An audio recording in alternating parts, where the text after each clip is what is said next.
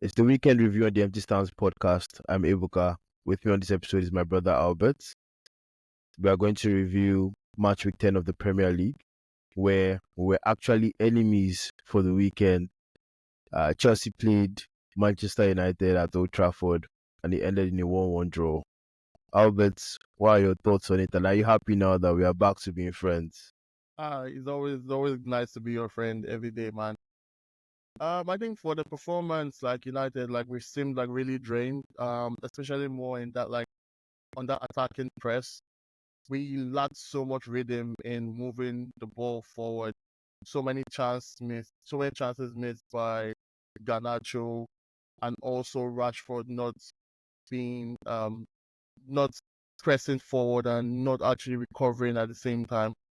I think Fernandez penalty it just gave us that chance, showcase a little bit of composure just under pressure, giving us some glimmer of hope and momentum. But I don't think it still wasn't sustained, right? Because I was hoping we could have held that lead for quite a while. But it was sad to see Caicedo score that very glowing and influential goal. Sad to see a good goal. Yeah, Come it was sad. on, It was come sad on. goal, though. I think one thing that I was really impressed with was also Chelsea's like presence within the midfield. It was really commendable from both Lavia and Caicedo. I think there was some form of defensive stability um within the Chelsea team, and that was quite commendable on your end, right? Thank you very much. It's very difficult for anyone to collect midfield from Caicedo's hand. Like this Yeah, season, the boy can take any midfield on. I like that about him. yeah, but United had this very sluggish approach to the game. So and there was so much contrast between Chelsea's resilience at the same time.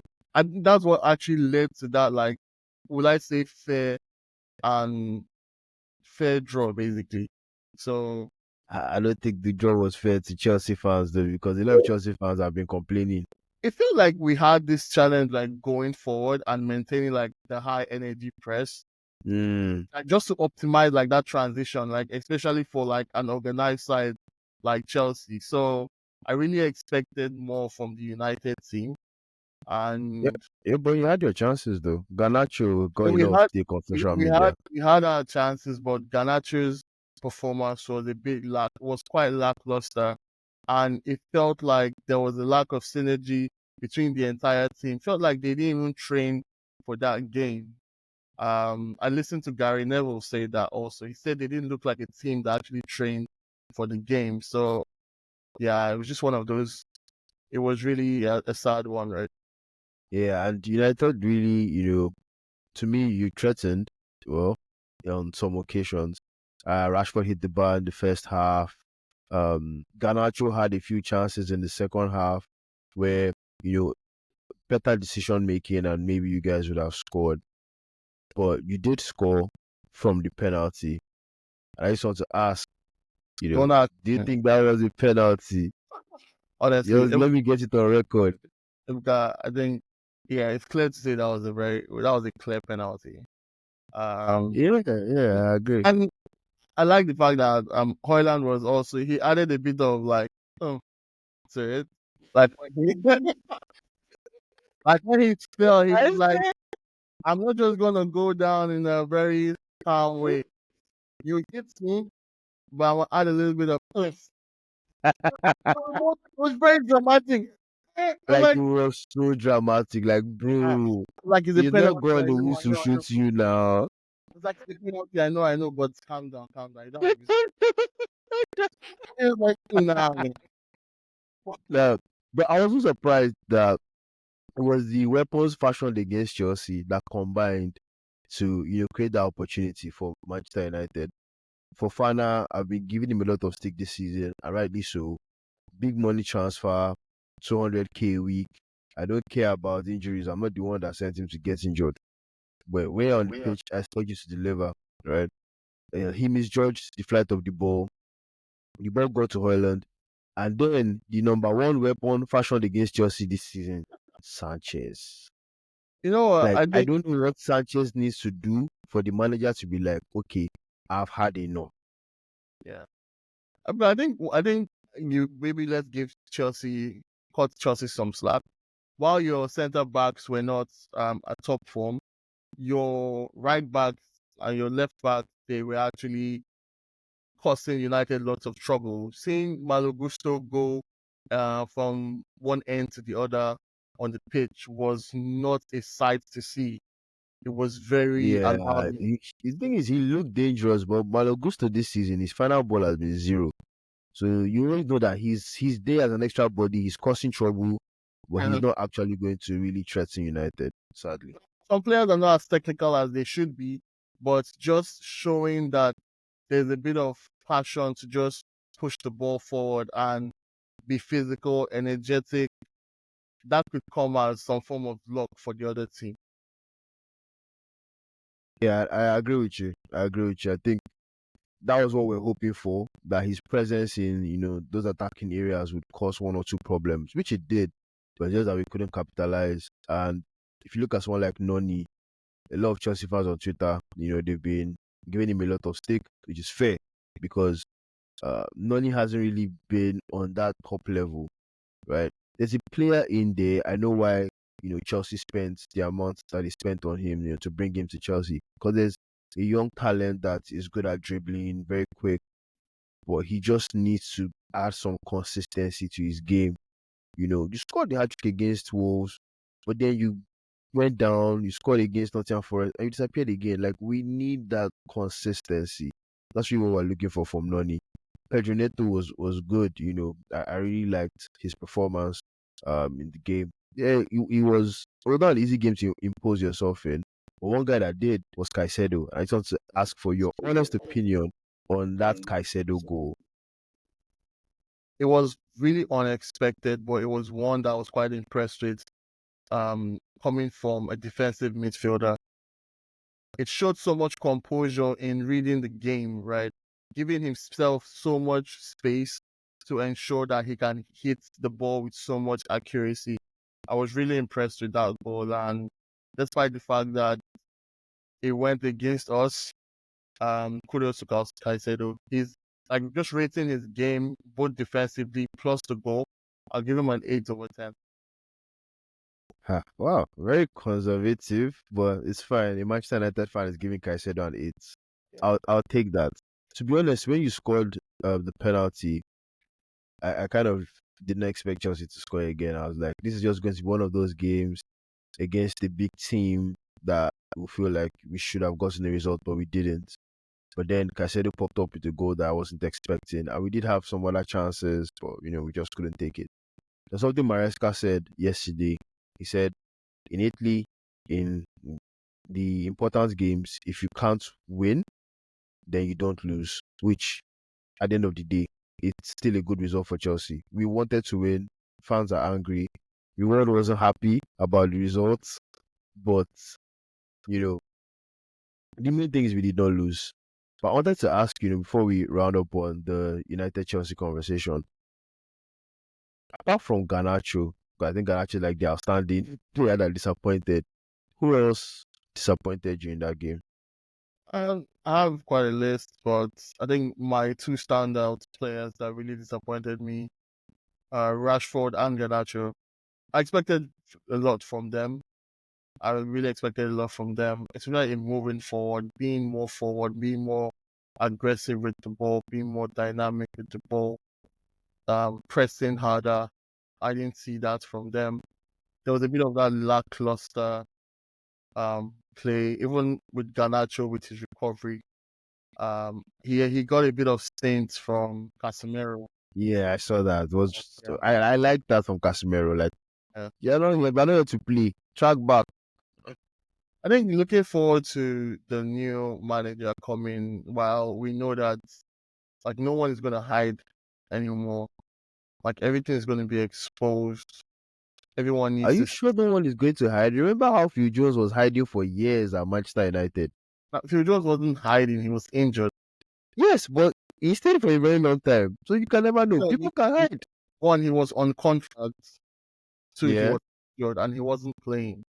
So it Still, was more him just staying at home and just chilling and getting. yeah, but he stayed like I don't know what, 6 years or more at United. So someone can hide. Trust me, there's always space to hide.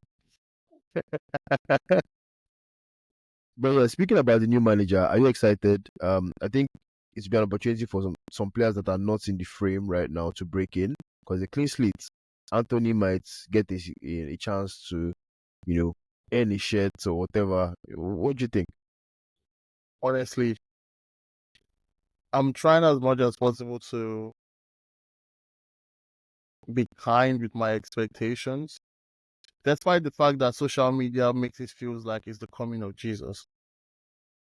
I'm just trying to be calm with my expectations, despite I know that he has a style, and definitely United, like we've seen with previous teams, there's always the new manager bounce, but there are players that are not up to par that are currently in United that he needs he'll need time to infuse his ideology. So I believe we should give him time to do that.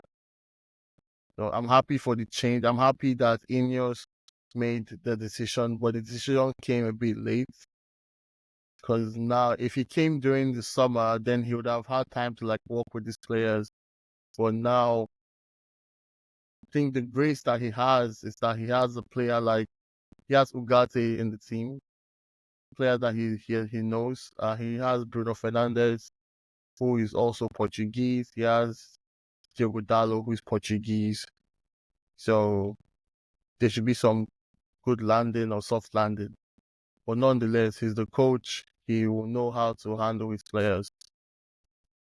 Yeah, but I think we should give Ineos a bit of credit though, because one, they made a mistake, right? Keeping Ten Hag and all of that.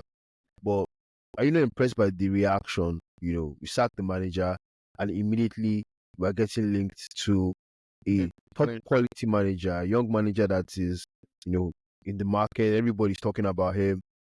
And you get him locked in very quickly or fairly quickly. Don't you think they should get some credit for that? From the conversation, Ineos had already had a conversation with him in summer. So I guess he was primed for the job. I think Ineos just wanted to see how far Ten Hag could go. So I think it was quite easy for them in that sense to convince him because they knew that he was one of the top candidates for the job. Yeah, and I think he'll do well at United. How well we'll see how that goes. But young manager, very exciting. I've seen a few sporting games. Seems like he knows what he's doing, and he has developed one of the best strikers in the world now, Gyökeres. I don't know if he would make that move to United. Just to digress, Gyökeres Yeah, was meant to come to Arsenal last season, right? yeah, What if he comes to United next? yeah. That's the thing. Like he might convince Gyökeres to come. That would be nice for you, cause mad. But then I don't know, cause you spent Højlund big money signings, Rexy big money signing. Do you need another big money signing? Hell, I'm by. Don't care. But let's see. Portuguese league to Premier League. It's a bit of a jump. Bruno handled it very well, but I've seen yeah, Gyökeres play. I've seen him play. But guy, It's pure class. we know that Luke De Jong was fantastic at PSV, but when he came to Sevilla, struggled. Barcelona struggled. Couldn't meet up with those numbers. There's some other. I was seeing recently something about Bas Dost at Sporting and all of that. Raul Jimenez. We don't know how all these things um would translate, right? So let's see how it goes. Let's put it that way. Let's see how it goes. Fingers crossed, man. Yeah, fingers crossed. Let's talk about Newcastle and Arsenal. We saw Arsenal lose, which is now their second loss in 3 games. Been a tough one for Arsenal, really. Difficult on the fixtures.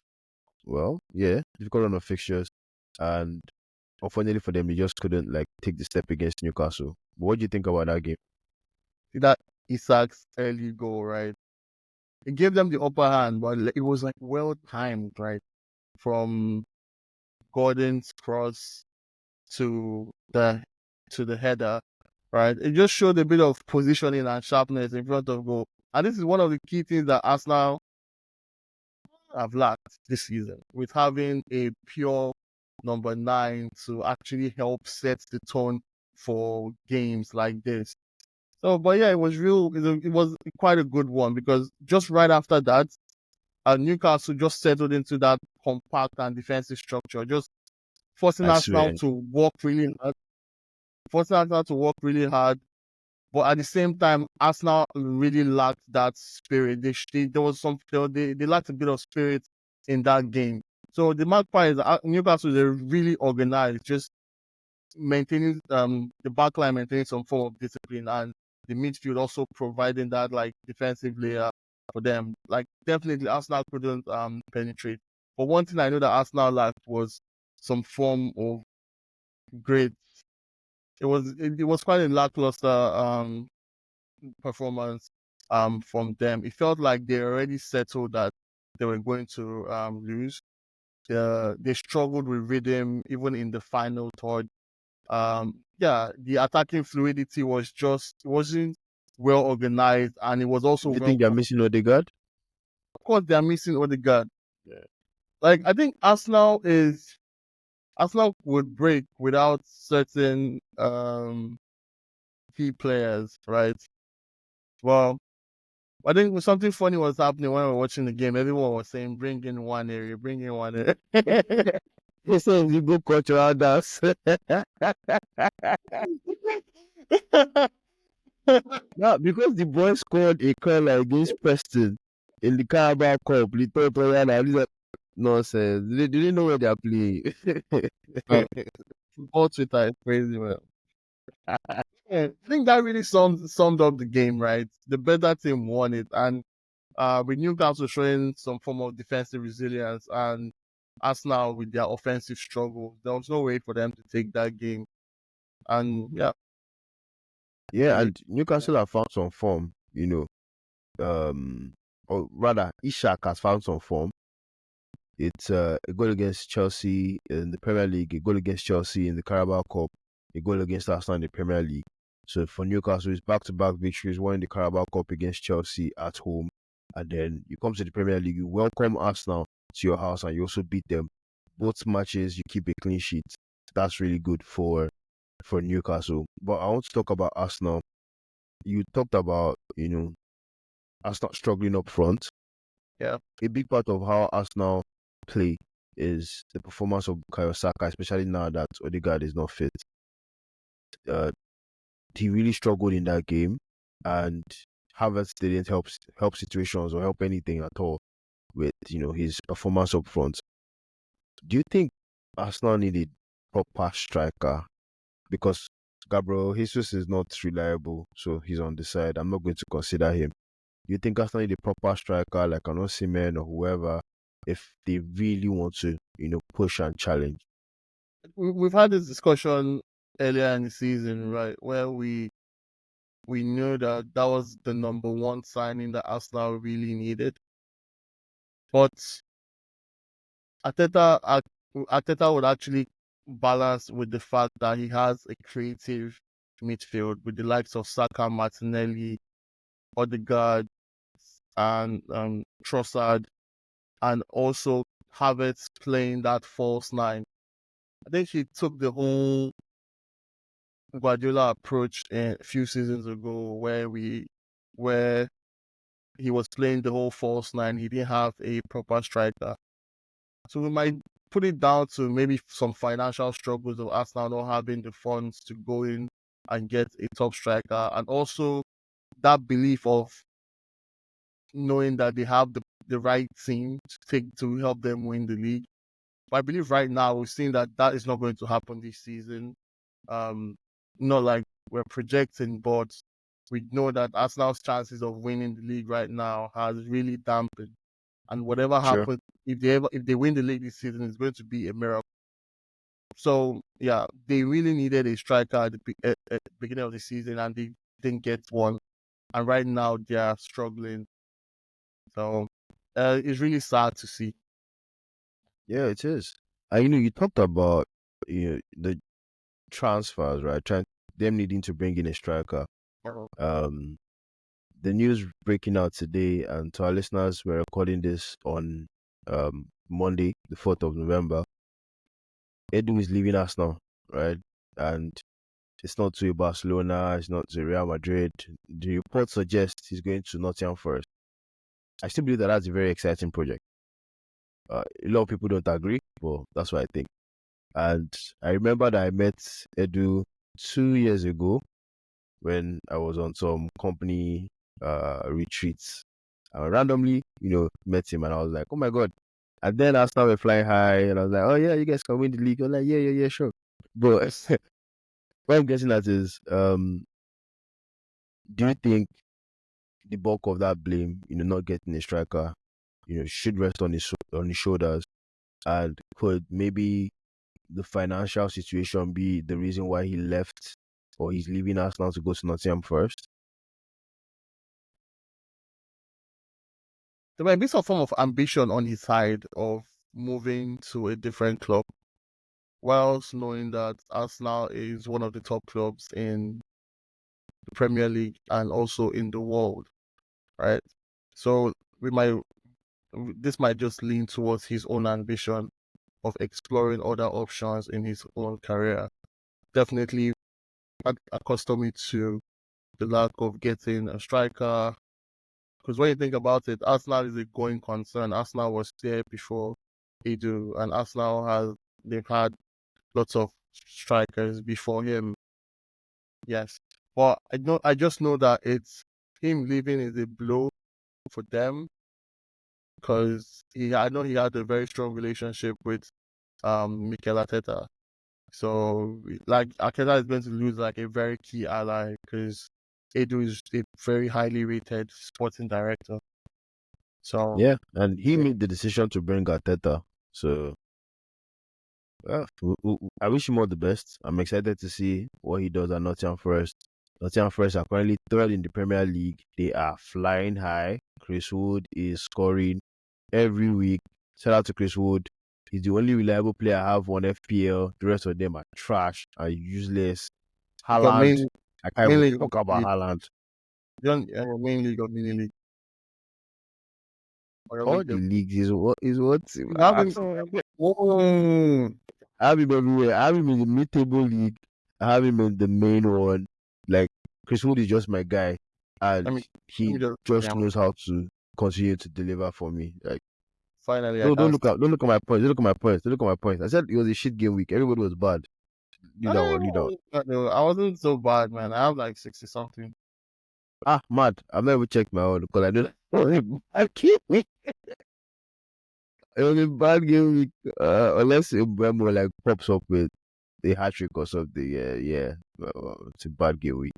Now, let's talk about Liverpool and Brighton. I don't know. I felt Liverpool were lucky. Because Brighton played a very good game. They came to Anfield with the right mindset. We're going to take the game to these guys. We're going to be, threatening.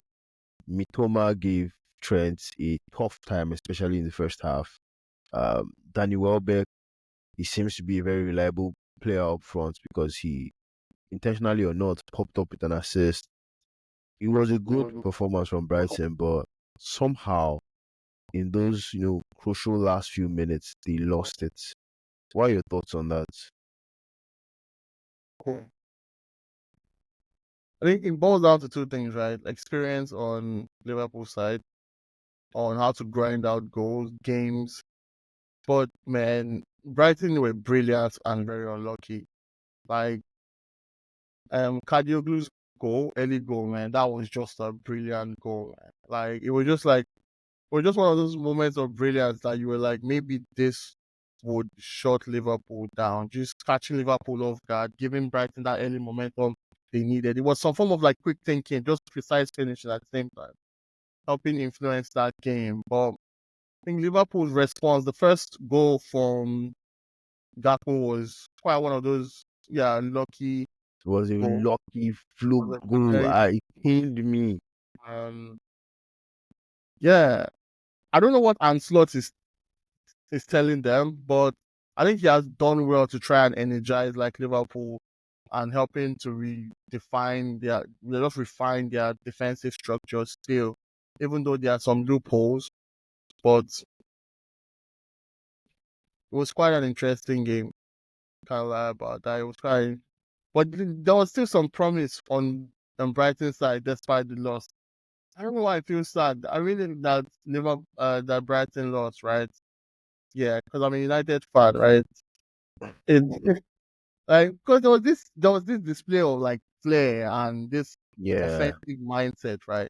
Because they played well. They played well. yeah, you put in an early goal, you show that there's some competitive showing, some like it reflects the quality and a bit of depth like in the squad, and you just hope that they could have capitalized on that, and also with Welbeck in like good form, but yeah, sadly it didn't happen the way we wanted it to happen.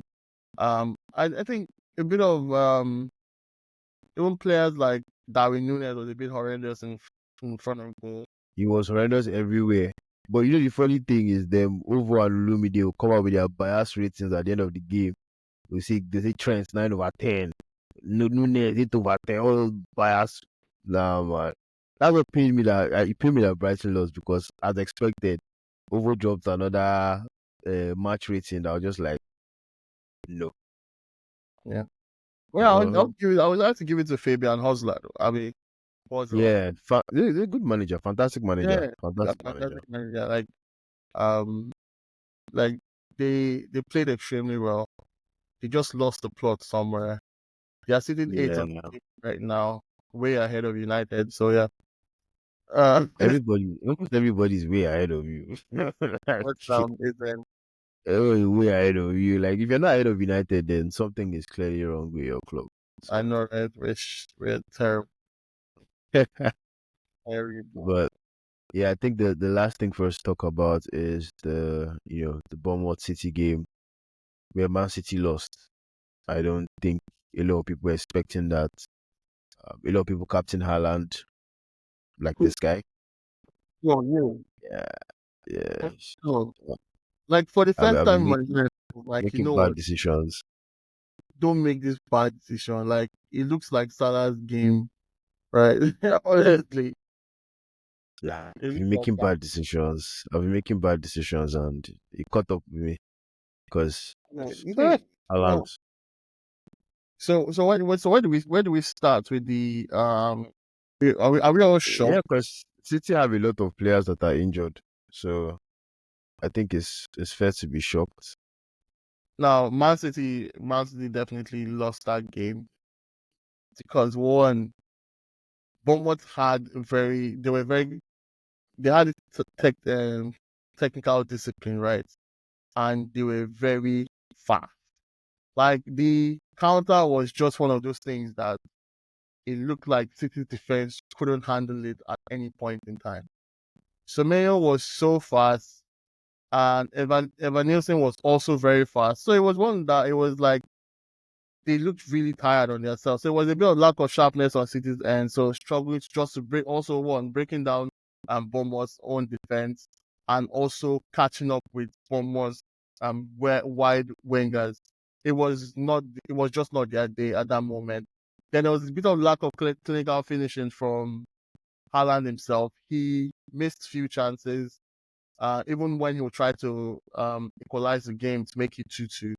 But yeah, um, Man City were actually terrible at that point. But yeah, it was just one of those. It was just one of those days that it just really wasn't Man City's day, and that we know that within the Premier League you can expect anything at any possible time. So sad one for Sure. Man City. But do you think like injuries have played a very big part in City's performances this season and Haaland's struggle for consistency in terms of goal scoring? KDB was on the bench, but we know that he's not fit. He's just trying to get himself right. There's Oscar Bob, Rodri, Drag Grealish, Ruben Diaz, John Stones, all injured. What do you think? Do you think that that's what's causing all this? I think City has quite a large. They have depth in their team, right?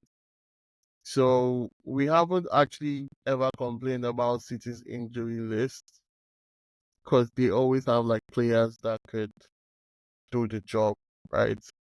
If you list the players that are currently injured, Grealish has a knock, Rodri has a knee injury, Oscar Bob broken leg, and Ruben Diaz has a knock, John Stones has a knock. So like I can count 5 players that have like injuries, right? And as regards to Bournemouth has like 4 players who are currently injured at the moment. But still within City's bench we have the likes of notable players like Doku, De Bruyne, Sabino, just those 3 as notable players, right? Definitely they had the players to win Bournemouth.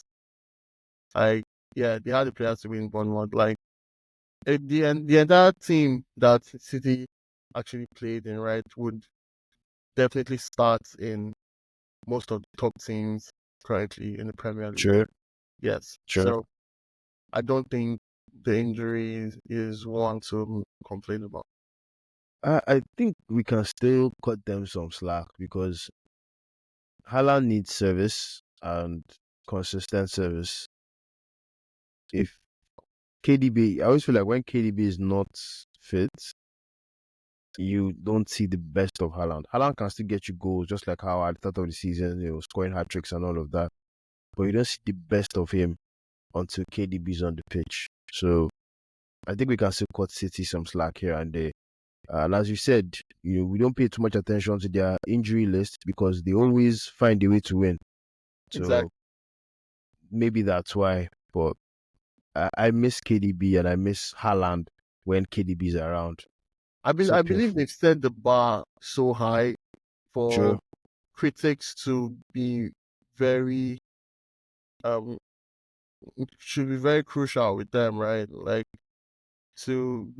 remove that form of leniency on them because they Yeah, we don't care who is injured. We expect City to still be City. exactly like Rodri is injured, we expect Kovacic to step up, right?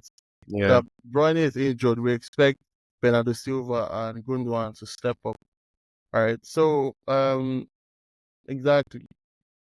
So they've set the bar too high. So right now, if we are to criticize them or critique them, basically,